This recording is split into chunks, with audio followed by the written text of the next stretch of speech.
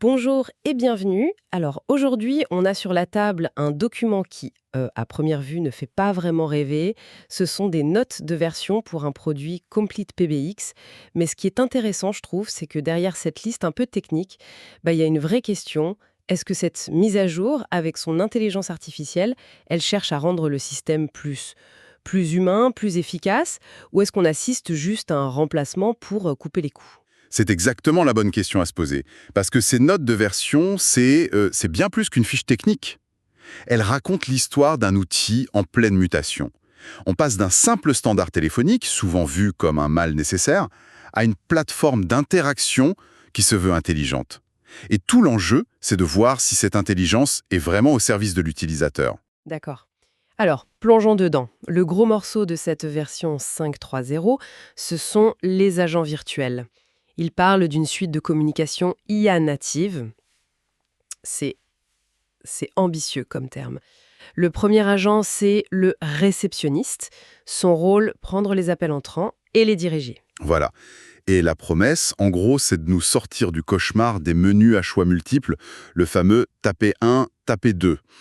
L'idée, c'est que l'appelant puisse juste dire « Bonjour, j'ai un problème avec ma facture ». Et hop, l'IA comprend l'intention et l'envoie directement au bon service, ici la compta. C'est là que ça devient fascinant et un peu inquiétant aussi. Les sources parlent d'un routage intelligent qui se base pas seulement sur des noms de départements, mais aussi sur les compétences des employés et même sur des informations en texte libre. Ça veut dire que si j'ai écrit spécialiste produit X dans la description d'un profil, l'IA est censée le comprendre, mais est-ce que ça ne crée pas un risque d'erreur énorme? On peut vite se retrouver avec des transferts un peu fantaisistes, non? Ah mais c'est un excellent point. Et ça touche au cœur du problème de l'IA appliqué au monde réel. Le risque existe absolument. La performance du système, elle dépend directement de la qualité des données qu'on lui donne. Ce petit champ de commentaires, qui était anodin avant, il devient une instruction critique pour l'IA. Ça oblige les administrateurs à être beaucoup plus rigoureux. Mais, et c'est là qu'on voit qu'ils y ont pensé, Oui. c'est justement pour ça que la destination en cas d'échec n'est pas un gadget. C'est le garde-fou indispensable. Le filet de sécurité. Exactement. S'il y a le moindre doute, si elle ne comprend pas, elle ne laisse pas l'appelant dans le vide. Elle transfère systématiquement l'appel à une personne, un humain, dont le rôle a été défini à l'avance. C'est une reconnaissance de l'imperfection de la technologie, en fait. On innove, mais avec une ceinture de sécurité. On ne sacrifie pas l'expérience client. Je vois. Et en regardant les options, un truc m'a sauté aux yeux, la personnalisation. On peut choisir la voix, la langue, mais surtout on peut insérer des variables dans les messages. L'IA peut dire un instant, je vous transfère à Marie Durand du service facturation.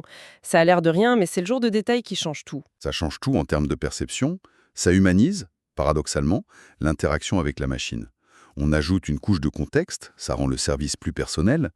D'ailleurs, ils vont jusqu'à permettre d'enregistrer et de transcrire les conversations, pour le contrôle qualité bien sûr, mais c'est aussi un moyen d'analyser les échecs de l'IA pour l'améliorer. C'est une boucle d'apprentissage. Donc ce premier agent, c'est un super standardiste intelligent qui apprend de ses erreurs. Mais il y a un autre agent, l'informatif, qui lui a une mission complètement différente. Complètement. Lui, son boulot, c'est d'être une base de connaissances vivante, disponible 24 heures sur 7. Le principe est simple. L'administrateur lui donne des documents à manger, ça peut être un PDF, un document Word, un fichier texte. On voit dans les sources un exemple, un manuel utilisateur qui est synchronisé. Et l'IA digère tout ça pour pouvoir répondre à des questions précises. L'application est quotidente. Offrir un support de premier niveau en dehors des heures de bureau. Un client peut appeler à 3 heures du matin pour demander quelles sont les dimensions du produit Z et avoir une réponse. C'est un gain de service énorme. C'est le gain de service visible. Mais la vraie révolution, à mon avis, elle est ailleurs. Le standard téléphonique, qui est un centre de coût, devient soudain une source de données. Chaque question posée à cette agence est un aperçu direct des besoins des clients. Si 50 personnes demandent comment réinitialiser mon mot de passe, l'entreprise vient d'identifier une faille dans son interface. C'est presque un outil de business intelligence. Aussi, je vois qu'ils ont gardé la même logique de garde-fou. Il y a une durée maximale de l'appel et bien sûr la destination en cas d'échec. Si l'IA sèche, elle passe le relais à un humain. On ne laisse jamais le client dans une impasse. C'est une philosophie cohérente, oui. On automatise ce qui est simple et répétitif, mais on garde toujours un humain à portée de main. C'est clair. Bon, ces agents virtuels sont le plat de résistance, mais il y a aussi une série d'améliorations plus discrètes qui en disent long.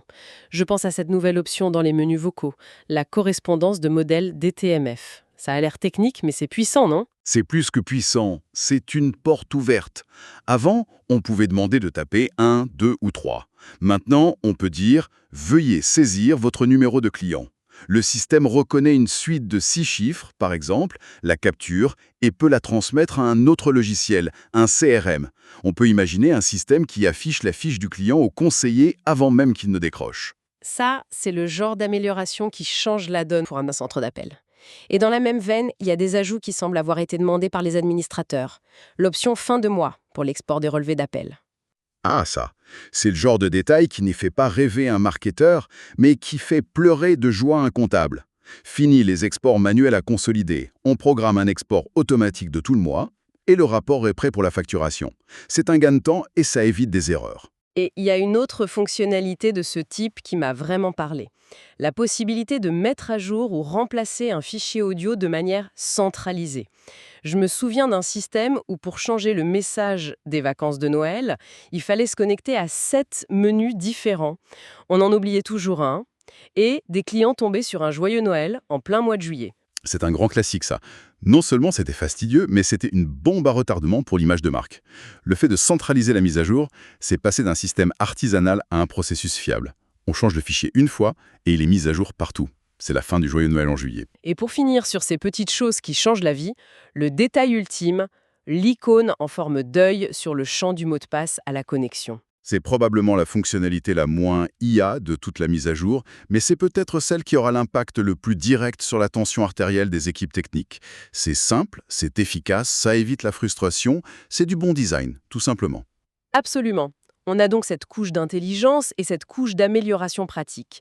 Mais tout ça repose sur un socle qu'on ne voit pas forcément, la sécurité. Les notes parlent d'un durcissement important du système. C'est un terme assez fort, c'est justifié? Oui, c'est tout à fait justifié. Et c'est même, à mon sens, la partie la plus cruciale de la mise à jour. On ne peut pas proposer des services d'IA qui manipulent des données clients si la forteresse n'est pas sécurisée. Ce qu'ils ont fait, ce n'est pas un coup de peinture. Ils ont désactivé des protocoles de chiffrement anciens et vulnérables, comme SSL v3 ou les premières versions de TLS. C'est la base de l'hygiène de sécurité aujourd'hui. Il mentionne aussi qu'il masque les versions du système d'exploitation et du serveur web. Ça peut paraître anecdotique, mais en quoi c'est si important? C'est un principe de base. Ne pas donner d'informations inutiles à un attaquant. La première chose que fait un pirate, c'est de la reconnaissance. Il scanne le système pour savoir quelle version de logiciel est utilisée. S'il découvre une version avec une faille connue, son travail est mâché. En masquant cette info, on le force à attaquer à l'aveugle. C'est comme retirer les panneaux indicateurs sur la route d'un cambrioleur. C'est une bonne image. Et il parle aussi de requêtes paramétrées pour la base de données. Ça, c'est plus technique, mais ça protège contre une attaque très connue, c'est ça? C'est la protection de référence contre les injections SQL, une des attaques les plus courantes et dévastatrices sur le web. En gros, c'est une manière de s'assurer que les données envoyées par un utilisateur ne peuvent jamais être interprétées comme une commande par la base de données. Adopter cette méthode partout, ça montre que la sécurité est pensée dès la conception, pas ajoutée comme un pansement à la fin. Donc si on fait le bilan, c'est bien plus qu'une simple mise à jour. C'est un changement de philosophie. L'IA n'est pas un gadget, elle est intégrée au cœur du système, mais avec des garde-fous très clairs. Et en parallèle, on renforce les fondamentaux, ergonomie et surtout la sécurité. C'est cet équilibre qui est fascinant. On ne tombe pas dans le piège de la technologie pour la technologie. L'IA est puissante, mais elle est encadrée, contrôlée. Et on comprend que cette intelligence n'a de valeur que si la plateforme qui l'héberge est robuste, fiable et sécurisée. L'un ne va pas sans l'autre. Ce qui nous ramène à notre question de départ, est-ce qu'on humanise ou est-ce qu'on remplace? Après cette analyse, la réponse semble bien plus nuancée. On remplace les tâches répétitives, comme chercher une info simple ou transférer un appel évident, mais on le fait pour libérer du temps humain pour les cas complexes, là où l'IA échoue et passe le relais. L'humain reste le dernier recours. C'est une forme de collaboration homme-machine en fait. La machine filtre, trie, traite le volume. Et l'humain gère l'exception, la nuance, l'empathie.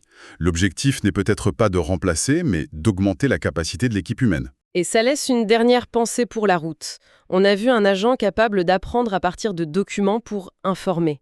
La prochaine étape logique, c'est un agent capable d'apprendre à partir de procédures pour agir.